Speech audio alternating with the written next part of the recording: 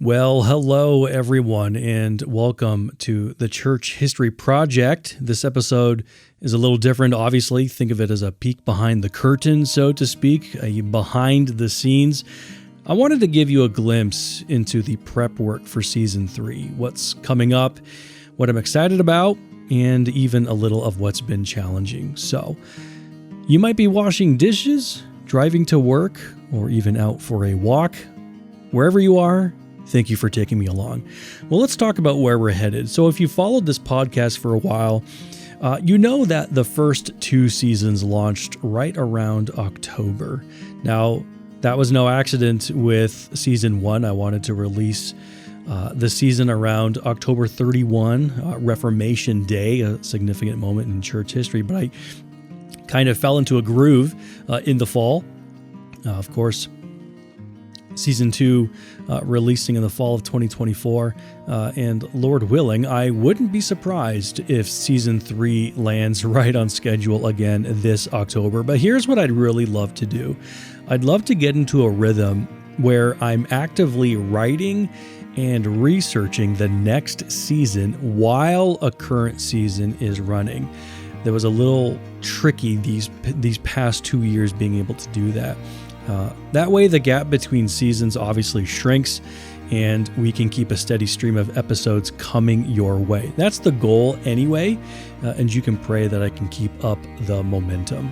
Now, some of you already know, because I couldn't help myself, I went ahead and dropped episode 1 of Season 3 early. It's on Clement of Rome. I just couldn't wait to share it. Now, that research opened up some very fascinating questions that weren't necessarily addressed in that episode. For example, was Clement truly the Bishop of Rome in the way that later church structures would understand that office? Or was he more like a first among equals within a group of elders, or what were called presbyters? I think the evidence leans strongly towards the latter. I don't think he was a lone figure at the top of a hierarchy, but was part of a team of presbyters. Now, that observation alone challenges some later assumptions about the early church, and it's something we're actually going to dig even deeper into in Season 4 when we get to church organization in the 3rd century. Episode 2 of Season 3 is all about Ignatius of Antioch. That one was very interesting to put together. You've probably heard the whole debate over which of Ignatius's letters are genuine. Some traditions accept a larger collection, others a smaller one. I'm taking the route that you could say is the traditional 7-letter approach. It's the one that Dr. Nick Needham addresses in his book as well. So that episode really addresses the urgency of Ignatius, his writing, his clarity about Christ, his view of suffering and martyrdom. It's all incredibly rich stuff, and I hope you enjoy it. Then comes episode 3, which will walk us through the Didache. Now, if you've never read it, you're in for a treat.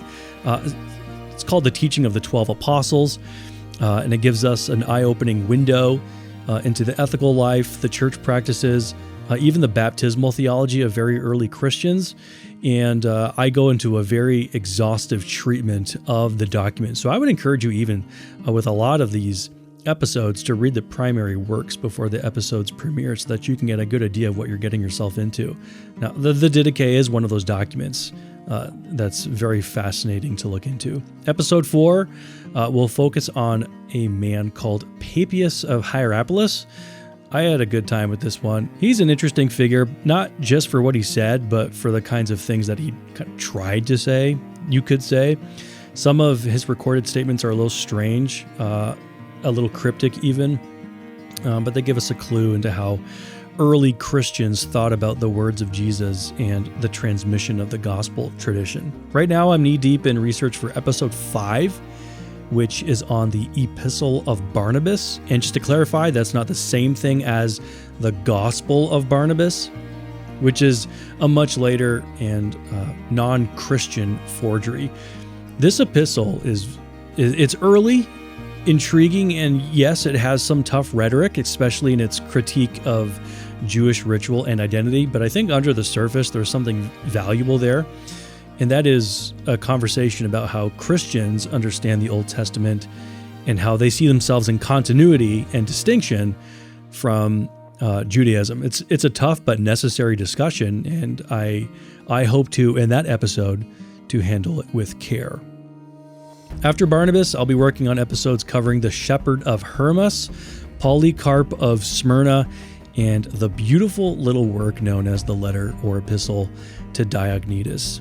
Each one of these works adds another piece to our understanding of the early church, how they lived, what they believed, how they suffered, and how they hoped. Love looking into these things.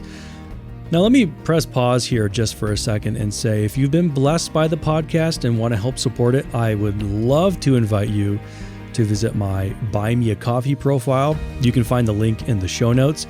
Even a little goes a long way to help, even just with the time that goes into researching where I get my music, and maybe the occasional actual coffee during those late night writing sessions. No pressure at all, but if you're able to chip in, it does make a big difference.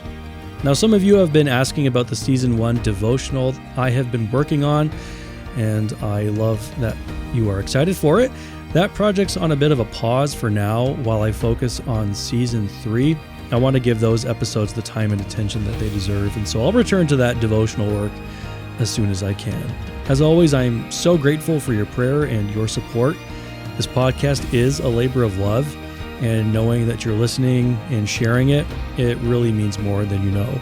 So that's your behind the scenes update. Season 3 is taking shape, and I can't wait to bring it to you. Until then, grace and peace, and thank you for listening.